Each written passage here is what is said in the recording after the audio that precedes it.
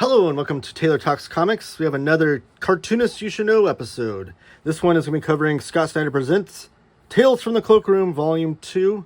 Stay tuned.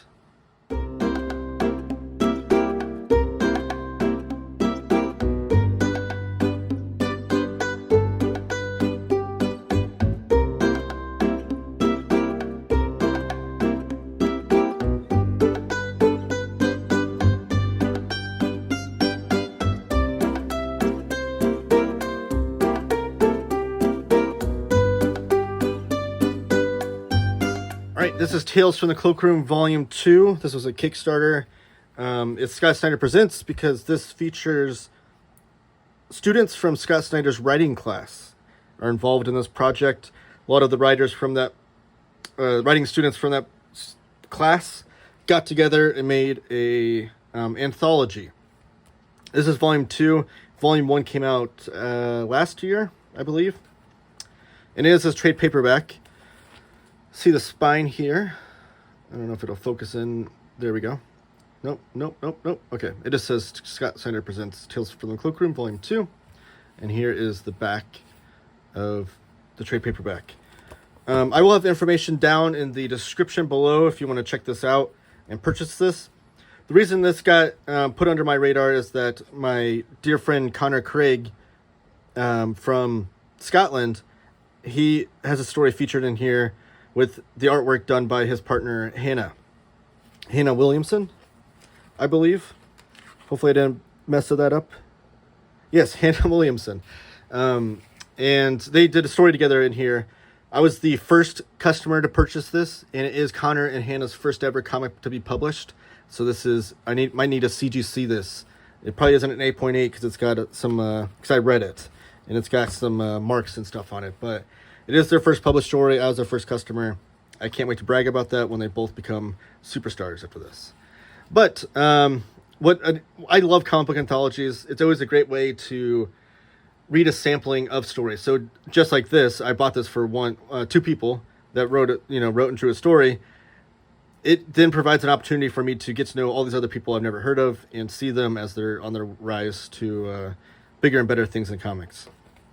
There are some things in this overall package of this trade paperback that I do kind of wish were a little bit different from an editorial standpoint and from a critical standpoint.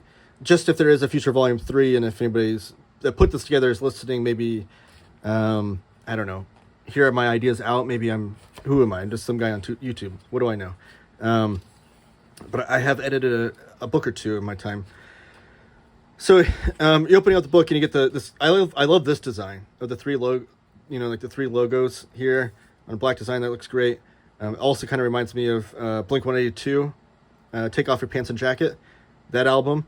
I don't know if this is like an homage to that. If it is, then awesome. If not, then I don't know. It's a weird coincidence from nostalgic past.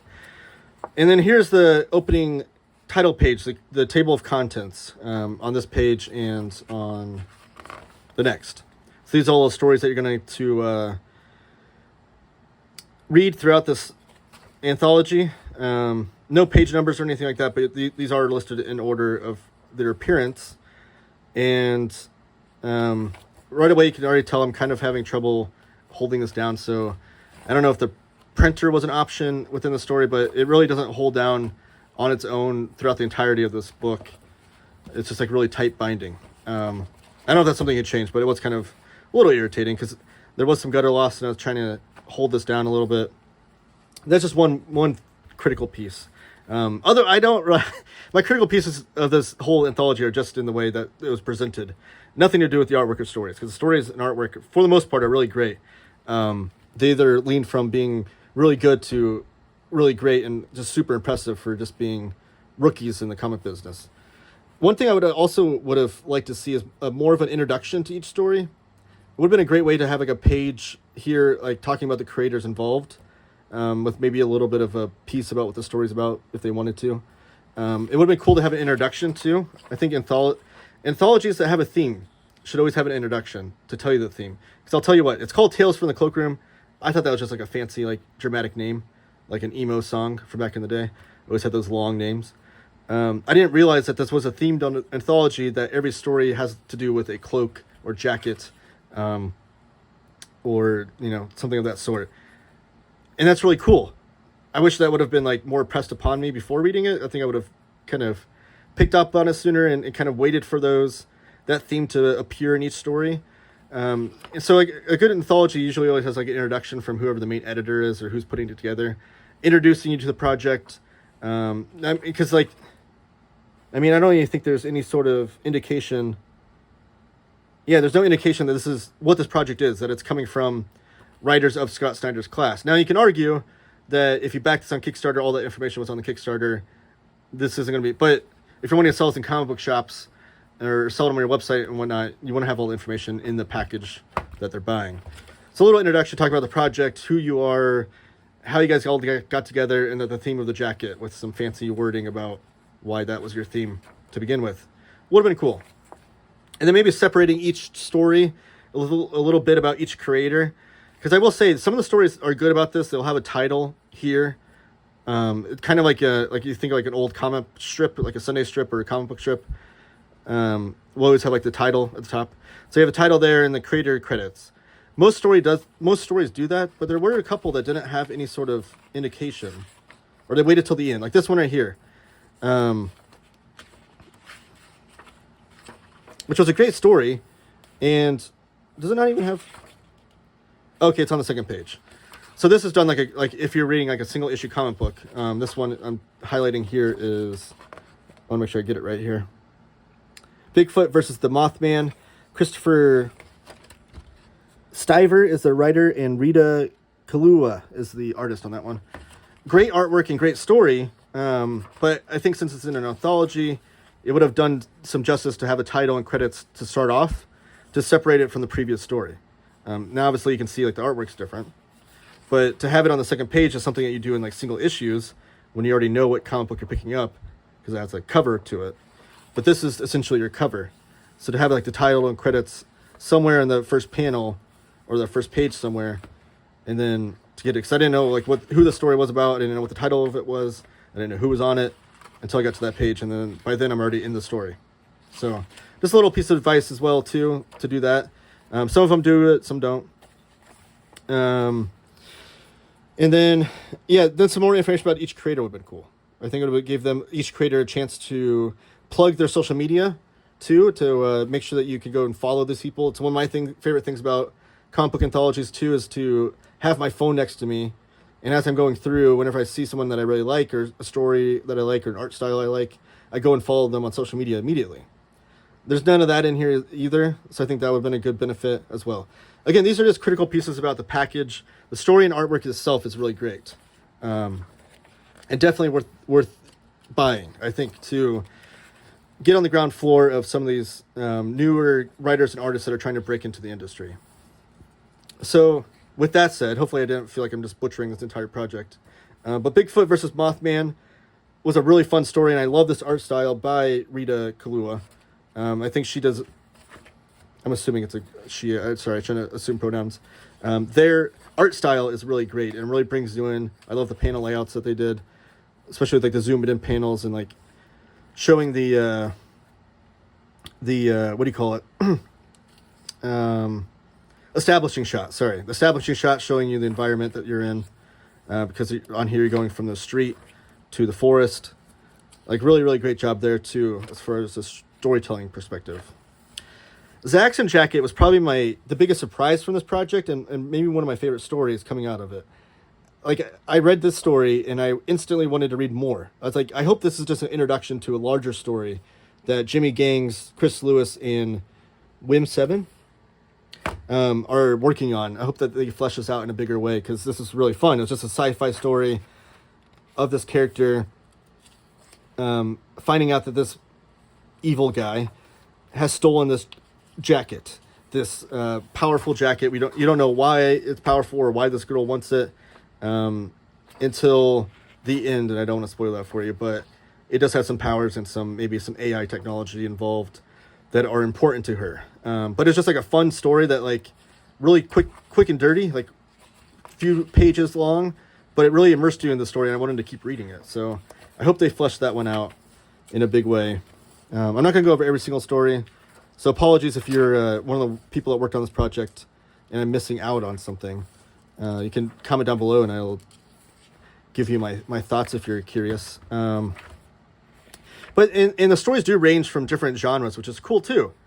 That's one of the things I like to see in themed anthologies as well, is to like have that core theme. Like I said, in this one, it's a jacket or cloak or coat throughout all these stories. But then to see all the different genres and creators and art styles and stuff that work around that theme. That's one of my favorite things about themed anthologies. That's why, again, like I said, I wish the theme was a little bit more apparent. But this one's a really touching story about a father that's always worried about his child throughout the ages, from their baby to adult, constantly asking him to don't forget your coat, kind of thing, a loving parent. And then you see how that finishes. That's really a touching, loving story. I like that one a lot. This was a really good one too. The Human Experiment. This was by Pasquale Marco Veltri, artwork by Sadat Ozgin, color by Jorge Cortez, lettering by Rob Jones, and the editor was Aubrey Lynn Jepson. Again, good title and credits. It doesn't have to take away from that first panel. It doesn't have to have its own cover image or anything like that. Just tell you you're starting a story and this is what you're looking at. But this is a great one where robots have this baby, this human baby, and all these robots are trying to... There's like a conflicting argument between these two robots and whether or not they should have this baby here, if they're going to get trouble for having this baby. I guess this just clicked in my head. It's kind of similar to Sully and Mike Wazowski in Monsters, Inc. when they have Boo, and they're both kind of fighting over what they should do with Boo because humans aren't allowed in the monster universe. I don't know if that was an inspiration at all for the story. That just clicked as like a mirrored story. But very much like that, it's very much darker in tone than Monsters, Inc. It just has that similar premise, I guess. But they're fighting for this baby. This baby then gets a cybernetic jacket to protect them. And you see the story, again, another story that has a great launching point, a great premise that I hope gets fleshed out. I would read more of this story for sure. Because you see this baby with the cybernetic jacket. What goes on from there? The one human. I think this could be a great, like, Lone Wolf and Cub or Mandalorian type tale, where these robots are taking this one child, the last human, perhaps, through the universe. Then here's another story, and this one doesn't have, again, no title, no credits. You know it's a different story because the art's different, but you don't know anything about it until the very end. It's called Up North by A.J. Hand, illustrated and lettered by Alessandro Saccatelli. And it's a great story again. I just wish there was some credits and title at the beginning. Precious, this story was really good. I will say that this kind of fell victim to having it be such a short strip, in that I think establishing some of the characters and some of the dynamics of relationships within the characters was a little bit confuddling for the first few pages. I think eventually I grasped it by the end of the story. But this story would have benefited more from having more pages afforded to it, I guess I would say. But it's written by James Quillen, and Diego Guerrera was writing it. Other than that, though, like, the artwork was good and the story is really good. I felt immersed. I just had to read it a couple times to figure out, like, oh, that person's with that person, this person's related to that person, kind of thing. And then we get to Metal Memories. This is the one that Connor Craig and Hannah Williamson did, that I aforementioned. The lettering was done by Lyndon Radchinka. Hopefully I didn't butcher that name. Which I know just because I knew some of the behind the scenes of the making of this. Connor and Hannah, I guess Hannah was trying to letter it herself at first, and then they didn't like the way it was working, so they sought out a letterer that had some experience. But again, and you can play with this too. Like, you can have the title and the credits on the first page somewhere. It doesn't have to be at the very beginning, but it's there to establish this is Metal Memories. Okay, the story is going to have to, kind of puts you into that place and you know who's working on it. And again, sometimes, because there's full bleed, so you can't, well, not all the pages have full bleed. Not like that one does, but not all the, so I guess you could have had page numbers on your table of contents. But if you're not going to have page numbers, that's also something that you'll see the credits and you're like, okay, I'm on the second page of the credits. I don't know. So with this story, this is Connor's first story in comic book form that I've read, and Hannah's first, well, I guess that's a lie. Hannah did post some short strips she was working on some autobio strips that she was working on with about Connor and her and them adopting a new puppy. So I have read that on her Instagram. So this wasn't my first story, I guess, reading of hers, but it's my first fictional story. I don't know. Regardless, I have to say I was absolutely blown away by Hannah's artwork and the panel layouts. Like to have like this kind of control over your panel layouts with one of your first comics you've ever done is really super impressive. Like this one right here. So the story is about a father and son robot, and the father is sickly at the moment, and the son's trying to find repairs to fix the father, fix what's wrong with the father, and to bring him back to good health. So you can see it's kind of, again, and Connor does a great job too of this. This is kind of like you're finding this out on your own. You don't have to have all this. You don't have to have your hand held. You're just assuming all these things throughout the story.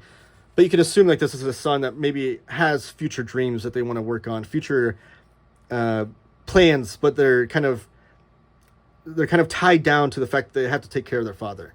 Something that's very relatable for people that have elderly parents, that you want to do all these things, but so much of your time is consumed by taking care of your parent. And you're conflicted emotionally because you're like, well, it is my parent. I love them. They love me. They took care of me. I need to do that. It's kind of my duty. But also, if I, spend all my time doing this, then I'm not going to be able to achieve my dreams. That kind of thing. Like that's kind of like the themes throughout this that I'm picking up on. None of that was laid out for me for Connor. Connor literally, I think I saw a couple images and Connor told me it's about robots. That was my only knowledge going into this. So that's all assumed by my own reading. Maybe I'm totally off and Connor was going to tell me I'm crazy and that has nothing to do with it. I don't know. But, so that's kind of like what the story's about. And then there's this jacket, this robotic jacket that they're talking about, that the son's trying to tell the father to go to his jacket because that's what's going to keep him going health-wise until he can do the repairs necessary for the father to be more mobile on its own. But this panel layout right here was really, again, mind-blowing that Hannah was able to put this together, this spread, without, she reads comics. Her and Connor are big, huge comic book fans, so it's not like crazy for me to assume that Hannah's picked up on certain things with panel layouts, but just the fact that an artist had the control to, and kind of like the gumption, I guess, to go out of her way to try different things and not just have a normal 6-panel grid to kind of explore things. So this is a scene where the son puts on the jacket that the father's, constricted to, I guess. And throughout that, he's seeing all the different memories of what the father went through in his life. So it's kind of like that moment where you have a parent that tells you about their childhood and you're like, whoa, I didn't know you did all those cool things. That's kind of what this is experiencing. And you're seeing in these panels all the different life experiences that the father went through. And this huge smile on the son's face where he's like, holy crap, my dad was so cool. In the midst of that, too, there's a story about the little boy being bullied by other robots because he's not one of the shiny, nice new robots like you see here. He's kind of a hand-me-down. So you get a lot of themes about that too. A little bit of economical strife with the different caste systems, perhaps. And then the story ends. And I have to say, again, another great launching story. Connor, in when I spoke to him, kind of alluded to that he didn't know if he was going to flesh this out anymore, if this was kind of a one and done. I had to say, I would love to see more of this. The way the story ends, I don't want to spoil it, but it is a great launching point to see the future. It's kind of like the son is now going to go achieve his dreams and go seek out the things that he wants to seek out. But now it's going to be in tribute to his father. It's kind of like the way it ends. And it's such a beautiful story, and it ends beautifully. So I would love to see that story launched into a new path as well. Then we get Hearts on My Sleeve. Again, here's like a slice of life, kind of like your teenage melodrama, Archie gang kind of story. A lot of fun.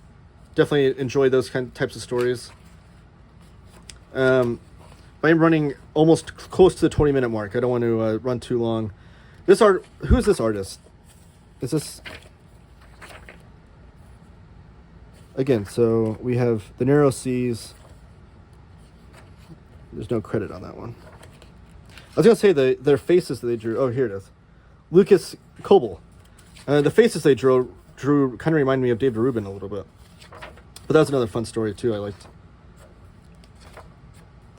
So yeah, really good anthology. I have to say, like, especially the fact that these are all like rookies in comics that are writing and drawing their first comics that are ever being published, or maybe their second or third comic if they're in the first volume.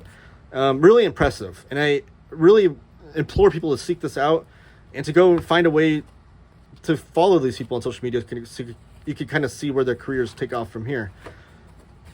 This was a alternate cover, I believe. Or no, that's the back image right there. Here's the full produced image, which I love that one. You have all the different cloaks floating around the head.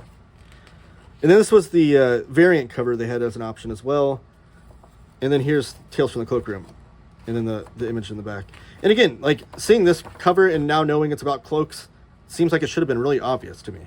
But I think maybe I was seeking out this variant. I kind of wanted that one. Which they're all wearing. Oh, no, only one's wearing a cloak. I don't know. I said my piece. That's my thoughts on it. If anybody worked on this book and they want to say anything to me or talk to me, by all means, my contact info is in the information down below. I also ask you that you comment down below with your thoughts on anything to do with comics, if you're going to pick this up or not. I always reply to every comment, and give the video a thumbs up, subscribe if you haven't already. And thank you guys for watching.